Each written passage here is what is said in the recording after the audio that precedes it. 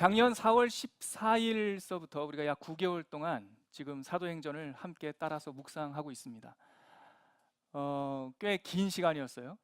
사도행전 이야기는 약 30년에 걸친 초대교회 역사 이야기를 성령 역사 이야기를 하나님께서 기록하신 겁니다. 그런데 이 사도행전에 보면 중간에 중요한 대분기가 있어요. 전환점이 있어요. 여러분들이 미리 오늘 예배 드리기 전에 본문을 읽어보셨는지 모르겠지만 우리가 읽은 이 본문 12장에 나오는 이 전체 내용이 사도행전 전체 내용의 대분기입니다. 카메라의 초점이 바뀌는 시점입니다. 그리고 하나님께서 쓰시는 인물들이 등장인물이 바뀌는 시점이 22장입니다.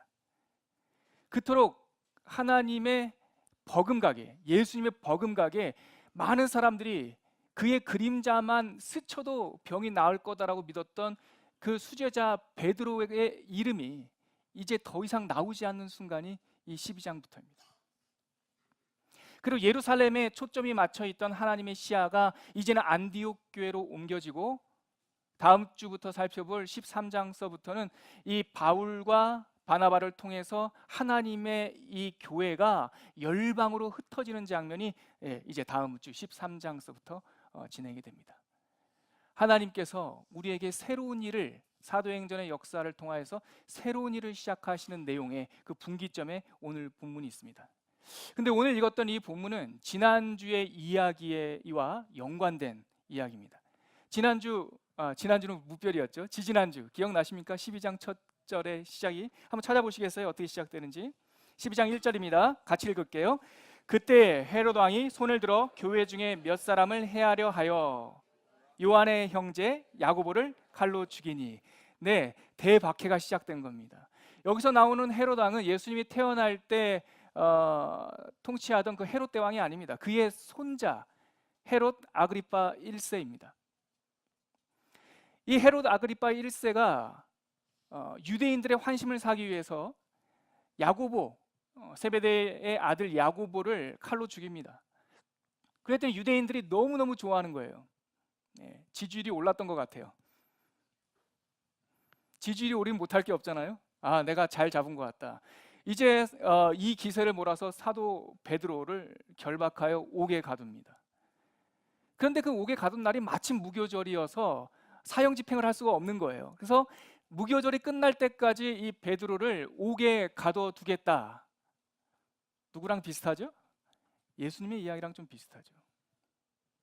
옥에 가둬두겠다 하고 기다리던 그 시점에 우리가 지지난주 기억을 더듬어 보시면 교회는 함께 모여서 그 사도 베드로를 위하여 중보기도 하고 또 하나님께서는 그날 밤 찾아오셔서 군병들이 베드로 바로 옆에서 지키고 있었어요.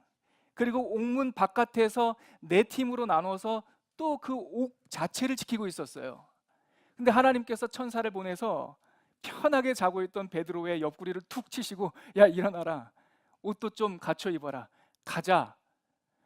정말 비몽사몽간에 베드로가 그 천사를 따라 나와서 옥 바깥으로 나오는 장면이 지지난주에 우리가 살펴본 12장 전반부였잖아요. 나와서 베드로는 어디를 갔을까요? 우리가 오늘 읽은 본문이 바로 옥문에서 나온 베드로가 찾아간 그 다음의 이야기입니다. 오늘 13절 말씀 다시 한번 우리가 읽어볼까요? 같이 한번 읽겠습니다. 시작. 베드로가 대문을 두드린데 로데라 하는 여자아이가 영접하러 나왔다가 베드로가 지금 대문을 두드리고 있습니다. 누구의 집입니까? 12절에 나오고 있어요. 깨닫고 마가라 하는 요한의 어머니 마리아의 집에 가니 여러 사람이 거기에 모여 기도하고 있더라. 지금 어디에 누구의 집에 지금 대문을 두드리고 있는 겁니까? 마가 요한. 기억하시는지 모르겠지만 이때가 주전 44년인데요. 약 15년 전에, 약 14년 전에 하나님의 교회가 잉태되었던 그 마가의 다락방. 그 마가의 다락방이 있는 바로 그 집입니다. 하나님께서는 그 초라한 마가의 다락방에서 14년 전에 교회를 잉태하셨고 이제 장성한 교회, 부흥한 교회, 이제 그 예루살렘에서 믿음의 수가 때가 가득 찬 그 시점에 다시금 하나님의 이 초점, 하나님의 눈길이 마가의 다락방으로 향하고 있는 거예요. 왜냐하면 그곳에 여전히 사람들이 모여서 기도하고 있는 겁니다.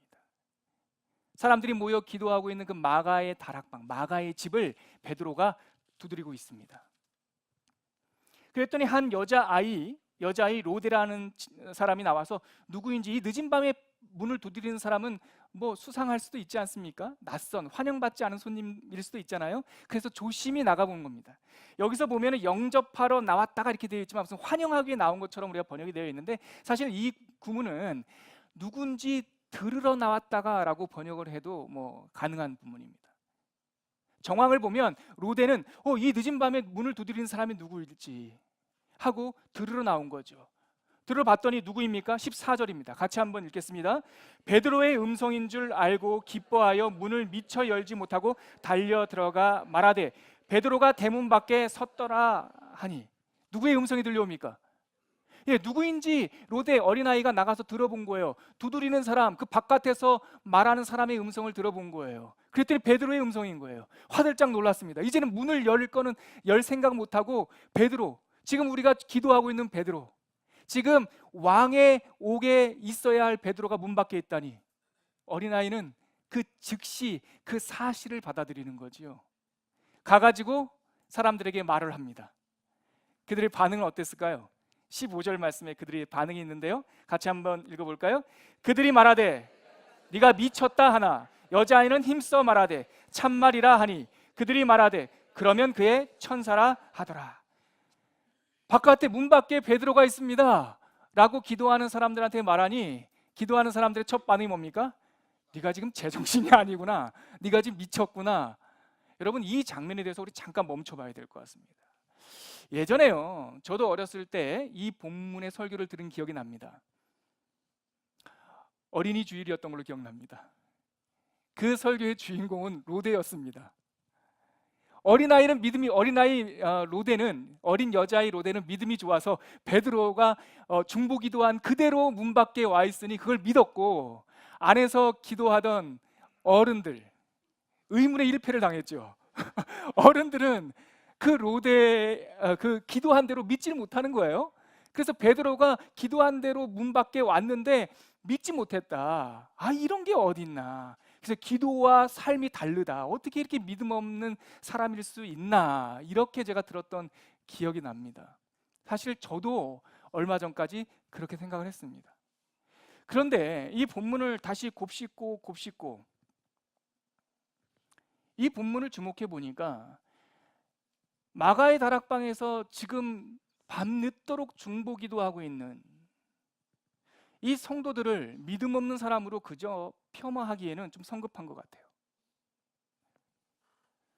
이들 믿었죠. 이들은 하나님을 믿었으니까 기도하고 있는 거예요. 이 초대교회 당시는 교회 나가는 거, 기도하는 게 하나의 종교적 행사가 아니었던 거 아시죠? 이들이 예수를 그리스도로 주로 고백하는 것은 목숨을 담보해야 되는 믿음의 정말 실제적인 삶이었어요. 그러므로 2017년을 살고 있는 우리들, 동네 골목마다 교회와 기도할 곳이 많아서 그저 그냥 종교적 하나의 행위처럼 기도할 수 있는 것 같은 요즘 시대처럼 동일시하면 안 돼요. 그러면 이들이 그저 그냥 철야 기도에 참석했겠구나 이렇게 폄하할 수 있는데 아니란 말이죠. 이 정황을 잘 보세요. 초대교회 현실로 돌아가서 한번 잘 생각해 보시라고요. 이들은 정말 하나님을 믿은 거예요. 하나님께 베드로에 대하여 중보기도 한 거예요.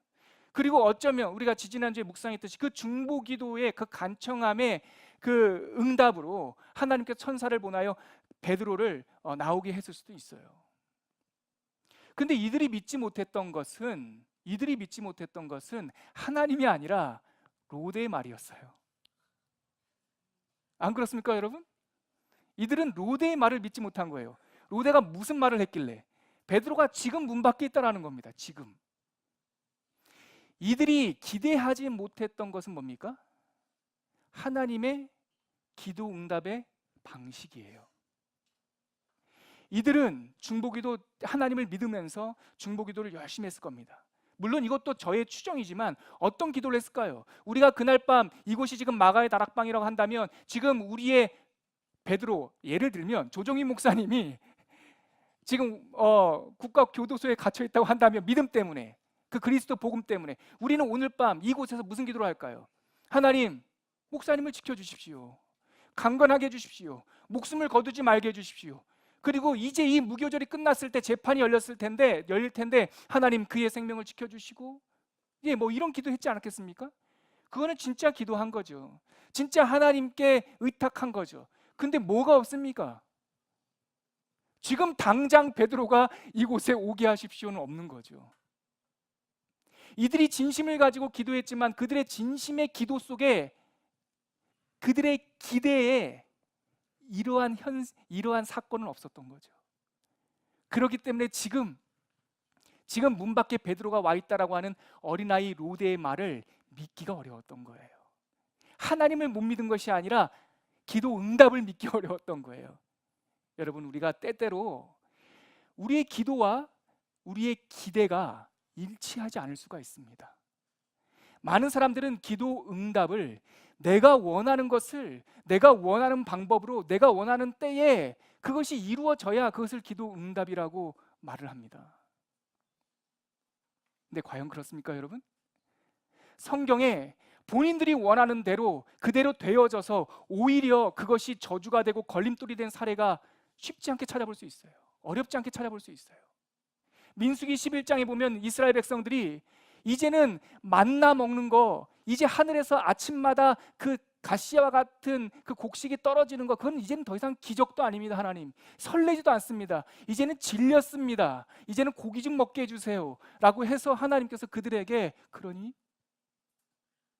고기가 그렇게 중요하니? 고기 때문에 너희들이 나를 의심할 정도이니? 라고 해서 메추리를 보내주죠. 그들이 원하는 대로 받았습니다. 원하는 대로 먹었습니다. 절제 없이 먹었습니다. 그런데 민수기 11장은 뭐라고 표현하고 있냐면 그 고기가 그 이사이에 끼어있는 상태에서 그들이 죽었어요. 많은 사람들이 죽은 그 자리를 가리켜서 지명으로 기억했는데 기브롯 핫다와예요. 그 뜻이 뭡니까? 탐욕의 무덤이에요. 원하는 대로 받았는데 그것처럼 놀라운 기도 응답이 어디 있습니까? 근데 탐욕의 무덤이 되었어요. 또 하나, 사무엘상에서 이스라엘 백성들이 하나님께 왕을 달라고 요청합니다. 그들이 사사시대의 끝자락이었어요.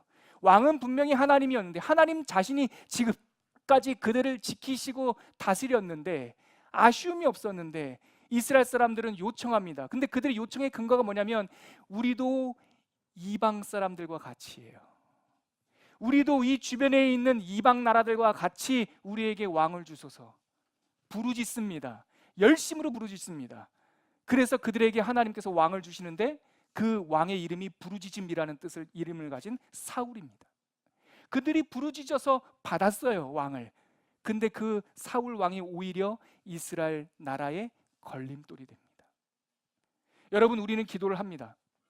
어쩌면 요즘 여러 가지 종교가, 고등화된 종교가 많은 이 세상 속에서 기도가 없는 종교가 어디 있겠습니까? 부르짖음이 없는 종교가 어디 있겠습니까?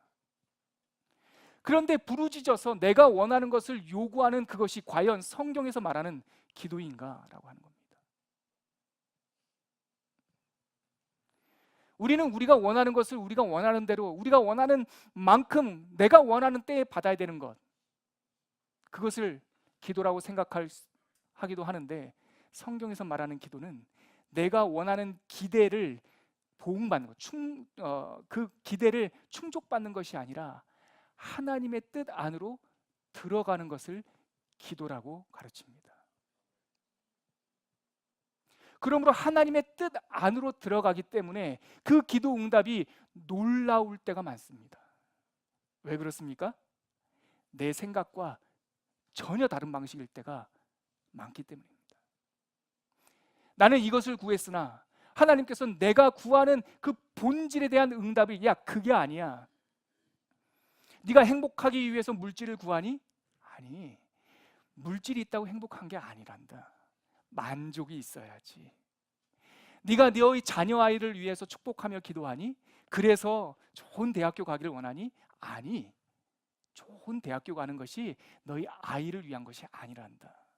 너희 자녀에게도 내가 뜻과 길을 주었는데 그 아이가 행복한 것은 모든 사람들과 경쟁하여 그 대학에 가는 것이 행복한 것이 아니라 내가 그 아이에게 준 그 뜻과 길을 걸어가는 것, 그 아이에게 준 하나님의 길을 찾아 걸어가는 것이 행복이란다 라고 하나님께서 응답을 달리하시죠. 지금 응답을 달리한 겁니다. 그래서 여기서 기도하는 사람들이 놀라고 있는 겁니다. 놀라고 있는 겁니다. 하나님께서 행하신 그 사건이 위대한 것이 아니라, 여러분 이 문장을 잘 생각해 보십시오. 하나님께서 행하신 사건이 위대한 것이 아니라 하나님이 위대하십니다. 그러므로 그들이 받은 응답 자체가, 그들이 원하는 기대 자체, 기대의 보응이 중요한 것이 아니라 하나님이 들으셨냐라고 하는 그 사실이 중요한 겁니다. 기대는 다르다 할지라도, 응답은 내가 생각한 것과 다르다 할지라도 하나님께서 일하시는 것을 깨닫는 순간 기도는 응답된 것입니다. 내가 소원하는 것이 단 하나도 지금 현실 가운데 이루어지지 않았더라도 기도하는 그 자리에서 들으시는 하나님을 경험했다면 그것은 기도가 응답된 것입니다. 그래서 17절에 보면 베드로가 본인에게 일어난 일에 대하여 이 사람들에게 간증합니다. 17절 같이 한번 읽어볼까요? 베드로가 그들에게 손짓하여 조용하게 하고 주께서 자기를 이끌어 옥에서 나오게 하던 일을 말하고 또 야고보와 형제들에게 이 말을 전하라 하고 떠나 다른 곳으로 가니라. 여기 보세요 여러분, 베드로가 와서 이들에게 조용히 해라, 흥분하지 마라, 지금 밤이다, 떠들지 마라. 그리고 이들에게 이 늦은 밤 이 마가의 다락방까지 와서 전하는 이야기가 뭡니까? 주어가 뭡니까? 내가 어떻게 나왔는지 알려줄까? 우리들에게 일어난 일들이 어떤 건지 알려줄까? 가 아닙니다. 여기서 주어가 누굽니까? 주께서입니다. 베드로가 늦은 밤 와서 기도 응답의 그 놀라운 일을 전할 때 주께서 이날 밤 우리에게 무슨 일을 하셨는지 전하고 있는 거예요.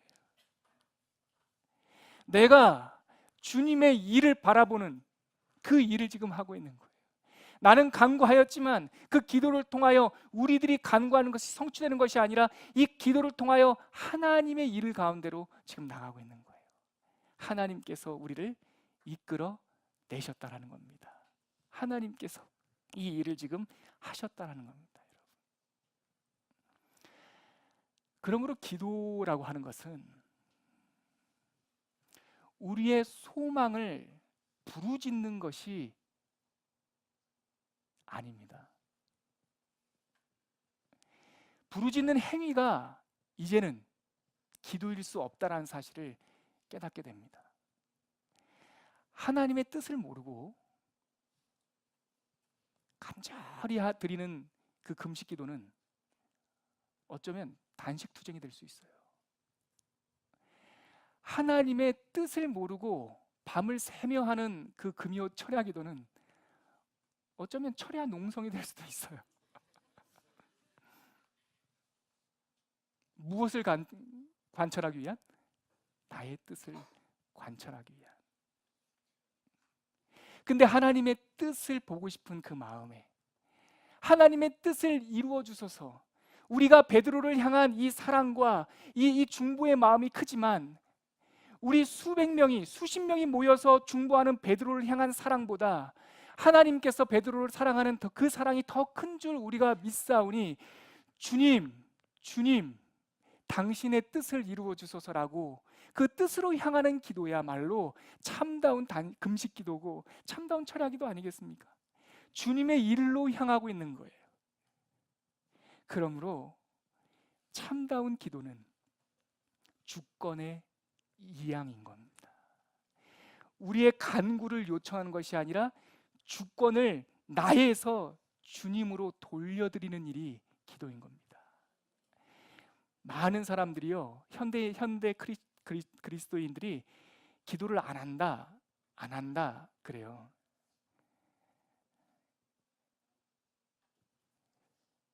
근데 곰곰이 생각해 보면 기도를 안 하는 게 아니라 기도를 못 하는 거 아닐까요? 왜 우리는 기도를 못 합니까?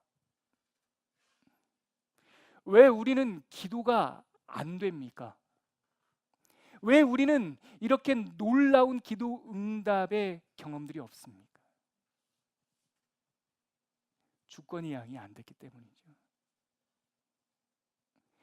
여전히 내게 많기 때문이죠. 여전히 내 계획, 내 가치, 내 열심이 많기 때문이죠. 그러므로 진짜 기도하는 사람은 하나님께 주권을 돌려드린 사람입니다. 그렇기 때문에 그의 존전 앞에 무릎 꿇고 앉아서 우리가 드리는 기도의 행위, 두 손을 모으고 고개를 숙이고 무릎을 꿇는 이 모든 행위는 뭡니까? 내가 아니라 당신, 하나님의 뜻을 이루소서라고 하는 고백이야말로 진정한 기도죠. 그렇기 때문에 참으로 기도하는 사람에게 하나님의 뜻이 임했을 때 그것은 그들의 놀랄 수밖에 없는 거고, 기도 응답 가운데서 놀람이라고 하는 것은 불신앙의 흔적이 아니라 어쩌면 믿음의 흔적일 수 있어요. 주께서 그들에게 행하신 일을 베드로가 간증하고 있습니다. 그런데 18절부터 이 주권이 하나님의 주인 되심을 발견하지 못한 대표적인 인물이 한 명이 나오는데, 바로 아까 우리가 말씀 나눴듯이 헤롯 아그리파 1세입니다. 날이 새매 18절에 보니까 군인들이 베드로가 어떻게 됐는지 알지 못해서 막 소동하고 있습니다. 19절 가니까 이 헤롯 아그리파 1세가 베드로를 찾아도 못 찾으니까 아마도 이 사람 얼마나 논리적이고 합리적입니까? 나갈 수가 없잖아요. 아그리파 1세 헤롯 왕에게는 놀람이 없어요. 왜요? 딱 이치에 맞아야 돼요. 밤에 죄수가 나갔어? 죄수 옆에서 두 그룹이 지키고 있었고 바깥에서 또 네 그룹이 지키고 있었는데도 베드로가 없어졌어? 그러면 답은 뭡니까? 네, 누가 동조해서 탈옥시킨 거죠. 그래서 헤롯, 하나님이 없는 사람이 할 수 있는 결론은 그 다음 줄에 나옵니다. 파수꾼들을 신문하고 죽여버립니다. 그리고 그는 자기의 집으로 떠납니다. 하나님을, 예수 그리스도를 주인으로 인정하지 못했던 그 시대를 대표하는 그 왕에 대한 최후의 이야기가 이어지는 20절에서 23절까지 이야기입니다. 한번 읽어보고 우리가 본문 말씀을 다시 한번 묵상해 보도록 하죠. 우리 20절에서 23절까지 한 번 더 읽겠습니다. 시작. 헤롯이 두로와 시돈 사람들을 대단히 노여워하여 하니 그들의 지방이 왕국에서 나는 양식을 먹는 까닭에 한 마음으로 그에게 나와 왕의 침소 맡은 신하 블라스도를 설득하여 화목하기를 청한지라. 헤롯이 나를 택하여 왕복을 입고 단상에 앉아 백성에게 연설하니 백성들이 크게 부르되 이것은 신의 소리요 사람의 소리가 아니라 하거늘 헤롯이 영광을 하나님께로 돌리지 아니하므로 주의 사자가 곧 친히 벌레에게 먹혀 죽으니라. 여러분, 지금 헤롯 왕의 마지막 죽음 이야기가 나오고 있습니다. 근데 저는 이게 그 당시에 우연히 있었던 해프닝으로 보지 않습니다. 예루살렘 교회가 열방으로 흩어지는 이 대분기의 시점에 시간적으로 봤을 때 사도행전에서 기록되는 총 시간이 30년 가운데 딱 15년 중간쯤 되었, 절반쯤 되었을 이 시점에 한 사람이 죽습니다. 그 사람이 바로 헤롯 아그리파 1세입니다.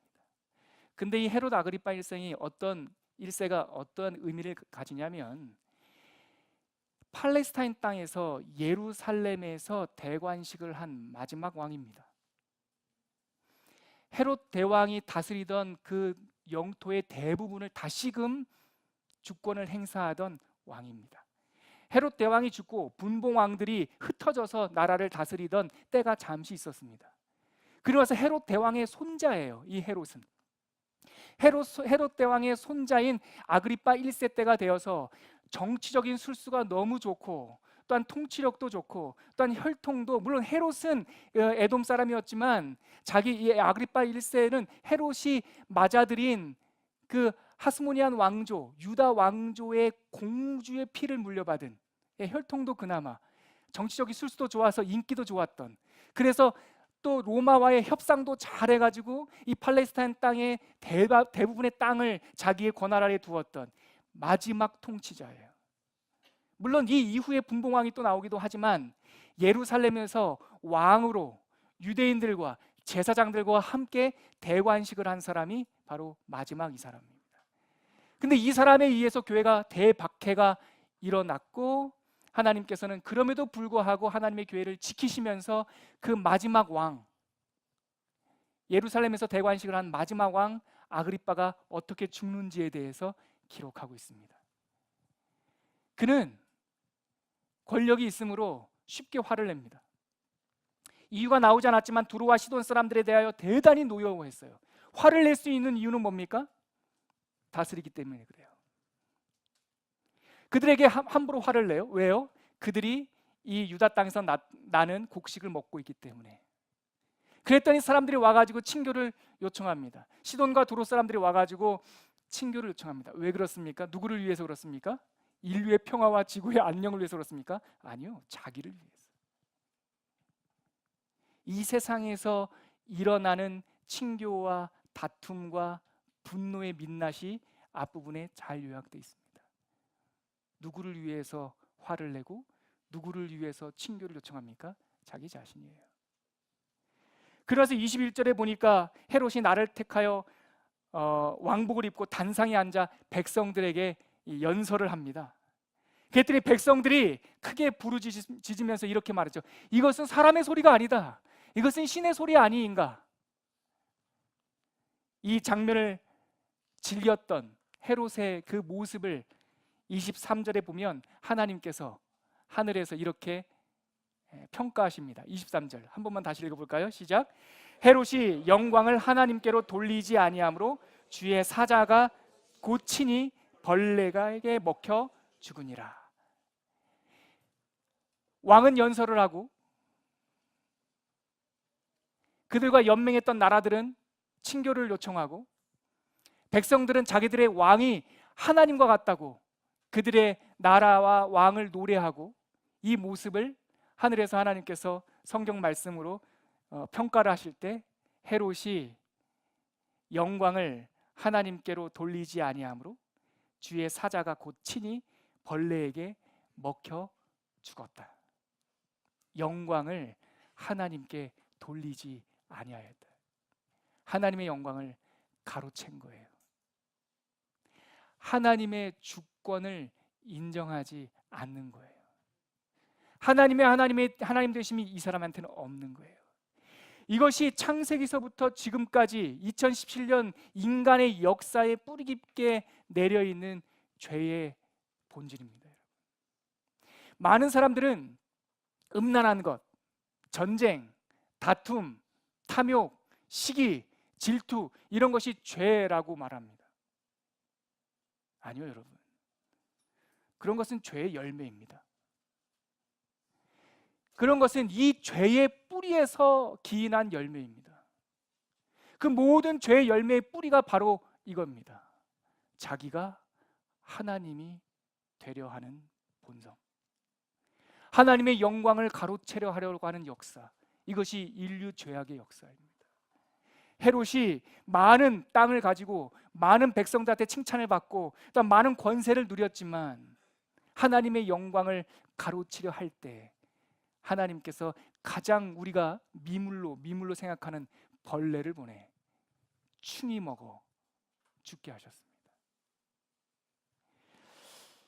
24절 한번 같이 읽어볼까요? 24절은 이 15전의 역사, 사도행전의 역사를 갈무리하는, 매듭하는 한 절로 우리가 여길 수도 있을 것 같습니다. 같이 한번 읽을게요. 24절 시작. 하나님의 말씀은 흥왕하여 더하더라. 여러분, 우리 성경에는 이 앞에 그냥 하나님의 말씀은 이렇게 시작되지만 원래 헬라어 성경에는 여기에 그러나라고 하는 접속사가 있습니다. 왕이 충이 먹어 죽었는데 24절로 이렇게 마무리합니다. 그러나 하나님의 말씀은 흥왕하고 더하여졌다. 여러분, 15년의 역사, 사도행전의 역사를 마무리하면서 하나님께서 두 가지의 장면을 우리들에게 보여주시는 걸 여러분들이 눈치채셔야 돼요. 하나는 마가의 다락방이라고 하는 아주 초라한 공간이고 그와 대조되는 하나는 왕궁, 왕의 단상입니다. 하나는 여자아이와 기도하던 무명의 사람이고 하나는 그 많은 땅을 다스리던 왕입니다. 최후의 왕입니다. 그러나 이쪽 기도하던 그 무명의 사람들은 하나님 참다운 주권을 발견한 사람들입니다. 그리고 이쪽에 있는 그 왕은 자기가 왕인 줄 알고 착각하는 사람입니다. 자기가 하나님인 줄 알고 착각하는 사람입니다. 이쪽의 사람들은 하나님을 만났습니다. 하나님께서 그들의 인생에 개입하시는 것을 경험했습니다. 그래서 기도가 사건이 되는 것을 누리고 있습니다. 그리하여 그의 삶 속에 하나님의 말씀은 더욱더 흥왕하여집니다. 그러나 이쪽 자기가 왕이고 자기가 신인 줄 알았던 사람은 벌레에 먹어 죽게 됩니다. 하나님께서 교회의 역사 1막을 마무리하시면서 이 예루살렘 교회의 역사를 마무리하면서 너희들에게 왕은 누구냐라고 묻습니다. 너희들이 지금 헤롯의 길을 걷고 있니? 너희들이 간구하는 것이 어쩌면 헤롯 아그리빠처럼 땅을 좀 더 주시죠. 이방 사람들이 내 이웃이 나에게 와서 절하게 좀 해주시죠. 하나님, 내가 이렇게 열심히 교회 다니니 사람들이 나에게 박수치고 높이는 인기가 좀 높아지게 해주시죠. 예수님께서 거부하셨던 3가지 유혹을 우리가 지금 간구하고 있습니까? 헤롯의 길입니다. 하나님께서 오늘 이 말씀을 통하여 이제 예루살렘을 벗어나 열방으로 나갈 우리들에게 묻습니다. 너희들의 왕이 누구이니? 너희들의 주권이 누구이니? 너희들이 무릎 꿇고 기도하는 그 행위의 본질이 무엇이니? 하나님을 발견하는 여러분들 되시길 바랍니다. 하나님의 주권을 인정하는 여러분들이 되시길 바랍니다. 그리하여 하나님께서 우리들의 삶 속에 관여하셔서 나의 욕망의 하나님을 초청하는 것이 아니라 내가 욕망을 길들이고 하나님의 역사에 탑승하는 그러한 참다운 기도의 사람들, 이 땅을 하나님께 올려드리는 기도의 제자들, 믿음의 백성들 되시기를 주님의 이름으로 축원합니다. 같이 기도하겠습니다. 하나님 아버지, 은혜를 감사합니다. 오늘 하나님께서 우리들에게 이 2가지를 묻습니다. 너에게 왕이 누구냐? 네가 걷고 있는 길은, 네가 앉아 있는 길은 마가의 다락방이냐, 아니면 헤롯 아그리빠의 단상이냐? 하나님, 우리가 잠시만 하나님을 잊으면 자꾸 헤롯의 길로 쫓아가려 합니다.